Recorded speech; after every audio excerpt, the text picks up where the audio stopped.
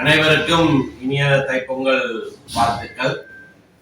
இந்த வருடம் சீரும் சிறப்புமாக நம்முடைய உரிமைகளை பெற்று வாழ்வதற்கான ஆண்டாக அமைய வேண்டும் என்று நாங்கள் எங்களையே வாழ்த்திக் கொள்கிறோம்.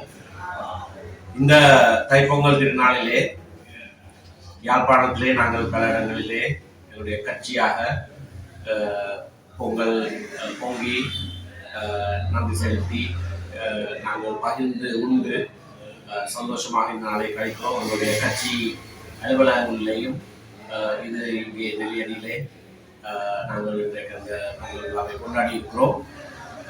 சகலரும் சகல பாக்கியங்களும் பெற்று வாழ வேண்டும் என்பது எங்களுடைய வார்த்தை.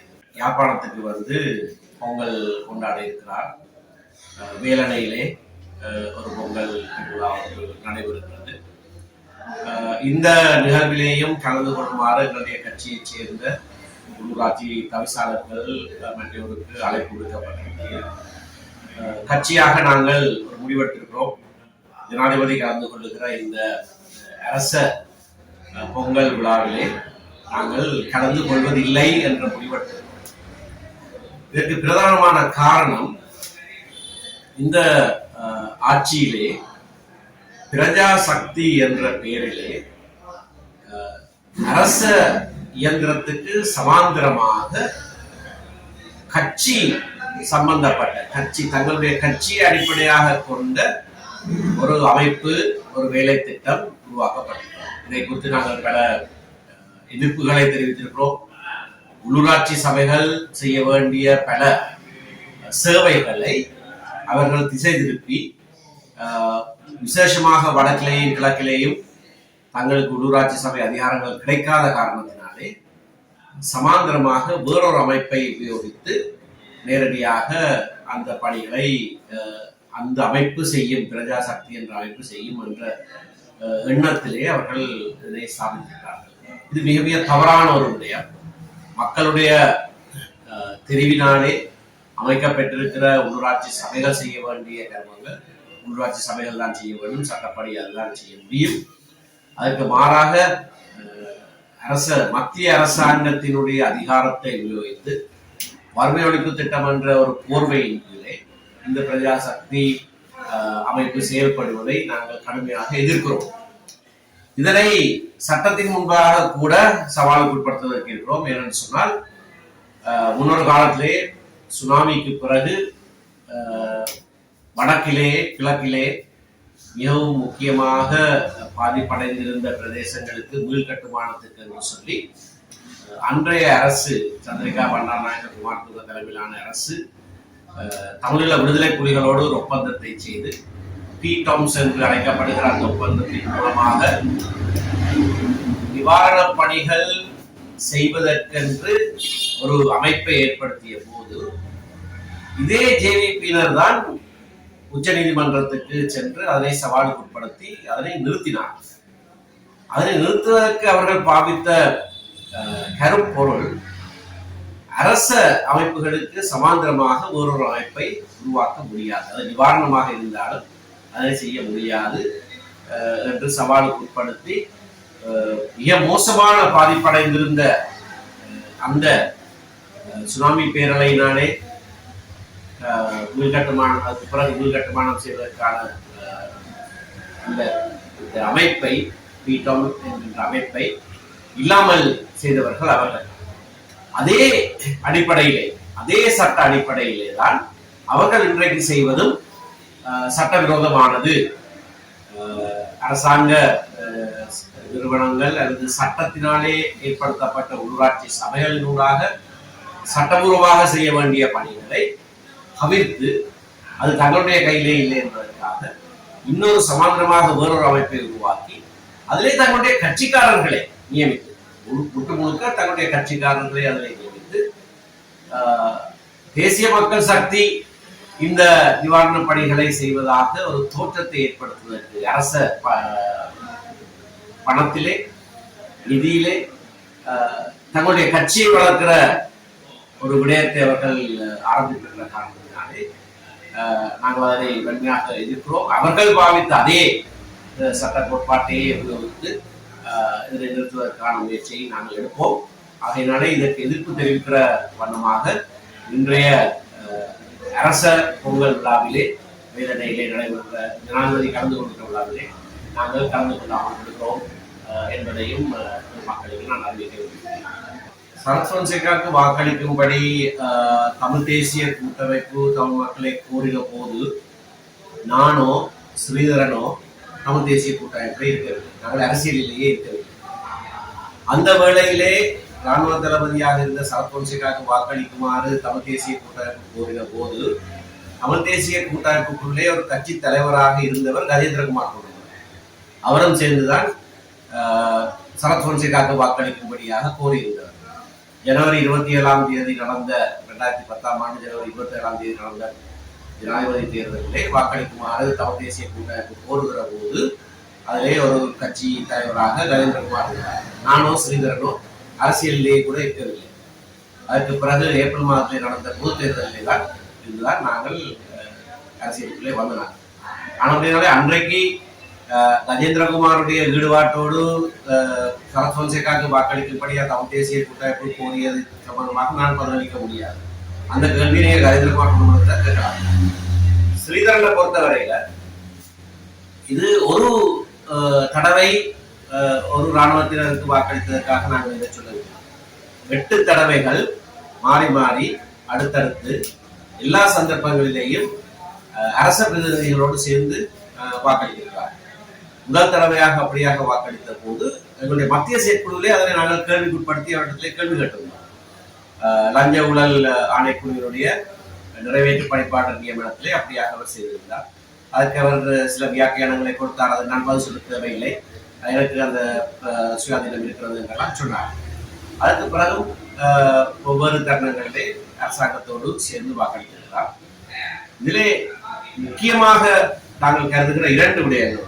ஒன்று, இழப்பீட்டுக்கான அலுவலகம் நியமிக்கப்பட்ட போது 5 பேர் அந்த அலுவலகத்தில் இருக்க வேண்டியவர்கள். ஒருவருடைய பதவிக்காலம் முடியவில்லை. ஆகவே 4 பேரை நியமிக்க வேண்டிய தேவை இருந்தது. அந்த ஒருவர் மேஜர் ஜெனரல் பாலித்தப்படன் ஏற்கனவே ஒரு இராணுவத்திலே ஒருவர் இருக்கிறார். அந்த அலுவலகத்திலே இராணுவத்திலேயோ பாதுகாப்பு தரப்பிலேருந்து ஒருவர் கூட இருக்கக்கூடாது. ஏனென்றால் பாதுகாப்பு தரப்பினாலே இழைக்கப்பட்ட விளைவுகளுக்காகத்தான் அந்த இழப்பீடே கொடுக்கப்படுது. அப்படியாக இருக்கிற போது அந்த 4 பேரை தெரிவு செய்கிற போது 12 பேர்ல இருந்து 4 பேரை தெரிவு செய்கிற நேர்முக தேர்வு செய்கிற குழுவிலேயும் அவர் இருந்தார். அரசியலமைப்பு குழுவில் மட்டுமில்லை, அரசியலமைப்பு பேரவை நேர்முக தெரிவு செய்வதற்காக இன்னொரு 4-5 பேரை கொண்டு ஒரு சிறிய குழுவை நியமித்திருந்தது. அதுலேயும் அவர் இருந்தார். அதுல இருந்து அந்த 4 பேர்ல 2 பேர் பாதுகாப்பு பின்புலத்தை கொண்டவர். ஒருவர் கடற்பட தளபதியாக இருந்தவர், இன்னொருவர் பாதுகாப்பு அமைச்சருடைய மேலதிக செயலாளர். காணி சம்பந்தமான விடயங்களிலே உங்களுடைய காணி அபகரிப்புகளுக்கு மிகவும் முக்கியமான பங்கு வகித்தவர்கள். அந்த இருவரையும் அந்த 4 பேரிலே இருவராக தெரிவு செய்திருந்தார். அந்த தெரிவுகளை அரசியலமைப்பு பேரவையில் அங்கீகரித்து ஜனாதிபதிக்கு அந்த பேர்களை அனுப்பியிருந்தது. அப்படியானால் 5 பேர்ல 3 பேர் பாதுகாப்பு தரப்பு அரசியலமைப்பு பேரவையில வாக்களித்தது மட்டும் இல்லை, அவர்களுக்கு மார்க்ஸ் போட்டு இன்டர்வியூல செலக்ட் பண்ணது வேறொரு. இதை பற்றி நாங்கள் கேள்வி கேட்டபோது நான் அப்படி செய்யவில்லை, நான் கடைசி கூட்டத்துக்கு போக இல்லை, நான் என்ன எதிர்ப்பை பதிவு செய்யறதுனால சொன்னார். அவர் சொன்னதை வைத்து நாங்கள் கட்சியாக ஜனாதிபதிக்கு ஒரு கடிதம் எழுதினோம். அந்த இருவரையும் நீங்கள் நியமிக்க கூடாது, இது மிக மோசமான செயல் என்று சொல்லி நாங்கள் கட்சியாக ஏமனதாக அவரும் இருக்கத்தக்கதாக ஒரு தீர்மானம் எடுத்து ஜனாதிபதியை கடிதம் எழுதினோம். கடிதத்தை மீறி ஜனாதிபதி அவர்களை நியமித்து விட்டார். ஆனால் பிறகு எங்களுக்கு தெரிய வருகிறது இவரும் இன்டர்வியூ பேனல் இருந்தது, இவரும் சேர்ந்துதான் சூஸ் பண்றது. அது மட்டும் இல்லாமல் பிறகு அது அரசியலமைப்பு பேரவையில் அந்த பெயர்கள் ஜனாதிபதிக்கு அனுப்பப்பட்ட போதும் இவர் தன்னுடைய சம்பளத்தை தெரிவித்திருக்கிறார். அதுக்கு எதிர்ப்பு தெரிவித்தவர்கள் அங்கே இருக்கிறார்கள், சிவில் சமூகத்தை சேர்ந்தவர்கள் எதிர்ப்பு தெரிவித்திருந்தார். இவருடைய வாக்கினாலே அது நியமனம் நடைபெற்றிருக்கிறது. அதுக்கு பிறகு கணக்காளர் நாயகம் நியமனத்தில் பார்த்தால் 4 தடவைகள் ஜனாதிபதியுடைய பிரேரணைக்கு ஆதரவாக வாக்களித்தார். அந்த 4 தடவைகளும் சிவில் சமூக பிரதிநிதிகள் 3 பேருமே எதிராக வாக்களித்தார். எதிர்கட்சியை சேர்ந்த 2 பேரும். ஆனால் அது நிறைவேறவில்லை. 5 பேர் எதிராக வாக்களித்தார். ஒரு ஒரு கோட்பாட்டின் நிமித்தமாக. அப்படி இருக்கிற போது அரசாங்க பிரதிநிதிகளோடு சேர்ந்து இவர் வாக்களித்திருக்கிறார். அதுல இறுதியாக 4 இறுதியாகத்தான் ஒரு இராணுவத்தை சேர்ந்த ஒருவர், அதுக்கு மாதிரி ஜனாதிபதியிட சிநேகிதர் ஒருவர், அப்படியான சில முன்மொழிவுகளுக்கும் ஆதரவாக வாக்களித்தார். இதிலே இராணுவத்தை சேர்ந்த ஒவ்வார் ராஜசிங்க கேர்னல் நிலையில் இருக்கிறவருக்கு சார்பாக வாக்களித்திருக்கிறார். 5-4 என்ற ரீதியிலே இந்த 4 முன்மொழிவுகளும் தோற்கடிக்கப்பட்டிருக்கின்றன. ஆனால் எதிர்கட்சியை பிரதித்துவப்படுத்துகிற உறுப்பினராக இருந்து கொண்டு, அதாவது பிரதான எதிர்கட்சி தவிர்த்து மற்ற அனைத்து எதிர்கட்சிகளையும் பிரதித்துவப்படுத்துகிற உறுப்பினராக இருந்து கொண்டு முற்று முழுதாக இந்த 8 தலைவர்களும் அரசாங்கத்தினுடைய முன்மொழிவுகளுக்கு தலையசைத்து வாக்களிப்பது சம்பந்தமாக பாராளுமன்றத்திலே கேள்வி எழுப்பப்பட்டிருக்கிறது. சாமர சம்பத் தசநாயக்க என்கின்ற பாராளுமன்ற உறுப்பினர் லஞ்ச ஊழல் ஆணைக்குழுவை இவருக்கு எதிராக முறைப்பாடு இருப்பது, அவரை மூடி மறைப்பதற்காகத்தான் அரசாங்கத்தினுடைய பிரதிநிதிக்கு ஆரம்பத்திலே வாக்களித்திருக்கிறார் என்றெல்லாம் ஒரு கேள்வி எழுப்பியிருக்கிறார் பாராளுமன்றத்தில். ஆகவே இந்த சூழ்நிலையிலே தமிழ் மக்கள் உடைய பிரதான கட்சியை சேர்ந்த ஒருவர் இந்த மற்ற பின்புலங்களை எல்லாம் ஒரு பக்கத்தில் வைத்திருந்தாலும் இராணுவமயமாக்குதல், அதாவது இந்த சுயாதீன ஆணைக்குழுக்கள் இராணுவமயமாக்கப்படுதலுக்கு ஆதரவாகவும் செயற்படுகிறார் என்கின்ற ஒரு பாதையை குற்றச்சாட்டியிருக்கிறது. அவர் இன்னும் அதனை மறுக்கவில்லை. மாறாக கஜேந்திரகுமார் பொன்னம்பலம் பகிரங்கமாக சொல்லியிருக்கிறார். அப்படி வாக்களித்ததாக என்னிடத்திலே அவர் ஒப்புக்கொண்டிருக்கிறார். அவர் மன்னிப்பு கேட்க வேண்டும், அதை திருத்த வேண்டும் என்றெல்லாம் கஜேந்திரகுமார் பகிரங்கமாக சொல்லியிருக்கிறார். ஸ்ரீதரன் அதை பற்றி எதுவும் சொல்லவில்லை. இது எல்லாவற்றையும் ஆராய்ந்துதான், ஒரு சம்பவத்துக்காக நாங்கள் கேட்கவில்லை, எல்லாவற்றையும் ஆராய்ந்துதான் உங்களையும் சங்கடத்துக்கு உட்படுத்தாமல் எங்களுடைய கட்சியையும் சங்கடத்துக்கு உட்படுத்தாமல் அதுல இருந்து நீங்கள் விலகி இருந்தது நல்லது என்று வந்து சொல்லியிருக்காங்க. ஒட்டுமொத்தமாக ஒரு தீர்மானமாக நாங்கள் இருக்கவில்லை. ஆனால் இன்றைக்கு இப்படியான ஒரு விடயத்திலே அரசு சட்டவிரோதமான ஒரு நடவடிக்கையை செய்கிற காரணம் கொண்டு எதிர்ப்பு தெரிவிக்குவாங்க. இந்த நேரத்திலே நாங்கள் கல்வி சுவிட்சர்லாந்துல வீடு வாங்க போறீங்க, இல்ல ஆல்ரெடி உங்களுக்கு அங்க வீடு இருக்குன்னா இந்த வீடியோ உங்களுக்காக தான். ஸோ ஸ்கிப் பண்ணாம ஃபுல்லா பாருங்க. ஒரு மனிதனுக்கு வீடு அப்படிங்கிறது ரொம்பவே அத்தியாவசிய தேவை. அத்தியாவசிய தேவைகள்ல முக்கியமான பங்கு வகிக்கிறதே இந்த வீடு தான். ஸோ அப்படி வீடு வாங்குறது, விற்கிறது, இது சம்பந்தமா உங்களுக்கு இருக்கிற நிறைய ப்ராப்ளத்துக்கு சொல்யூஷன் தர ஒரே இடம் தான் உங்கள் செல்வாசக். Your future our vision. இப்போ சுவிட்சர்லாந்துல வீட்டோட வட்டி விகிதத்துல வந்து நல்ல மாற்றம் வந்திருக்கு, நிறைய குறைஞ்சிருக்கு. ஸோ நீங்க ஏதாவது அக்ரிமெண்ட் போட்டு வச்சிருக்கீங்கன்னா இப்பவே அதை ரெனிவல் பண்ணி மாற்றி வச்சுக்கிட்டீங்கன்னா உங்களுக்கு நிறைய ப்ராஃபிட்ஸ் இருக்கும். ஸோ இது சம்பந்தமா உங்களுக்கு ஏதாவது அப்டேட்ஸ் வேணும், இந்த மாற்றத்துல உங்களுக்கு ஏதாவது டவுட் இருக்கு அப்படின்னா மறக்காம ஸ்கிரீன்ல தெரிய நம்பர் கால் பண்ணுங்க. சுவிட்சர்லாந்துல நீங்க வீடு வாங்கணும் இல்ல வீடு விற்கணும், அந்த மாதிரி ஏதாவது உங்களுக்கு தேவைகள் இருந்தா மறக்காம எங்களை காண்டாக்ட் பண்ணுங்க. உங்களோட எல்லா தேவைகளையும் உங்க ஃபேமிலியில ஒரு மெம்பரா இருந்து நாங்க பார்த்து பண்ணி கொடுப்போம். இது உங்கள் செல்வாசோக். இச்செய்திகளுக்கு பிரதான அனுசரணை செல்வாசோக் இமோபிலியன், சுவிஸ் நாட்டில் முன்னணி நிறுவனம். தொடர்புகளுக்கு 07951464428.